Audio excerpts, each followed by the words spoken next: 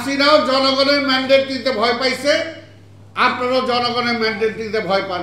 কারণটা কি? কারণটা কি রে ভাই? তাহলে তো পরিষ্কার। তাহলে আমরা যেটা বলি, তাহলে কি আবার ওই পরাজিত ফ্যাসিবাদ হাসিনারে ক্ষমতায় আনার জন্য কি ষড়যন্ত্র হচ্ছে কিনা? পরিষ্কার কথা। কারণ আমরা তো দেখছি যে আওয়ামী লীগের সাথে অনেকে কারা কারা মিলতেছেন এবং বিএনপিকে ঠেকানোর জন্য।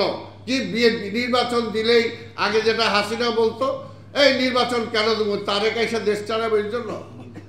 আজকে বলে নির্বাচন দিলেই তো বিএনপি, আর তাহলে জনগণের উপরে এদের আস্থা নাই।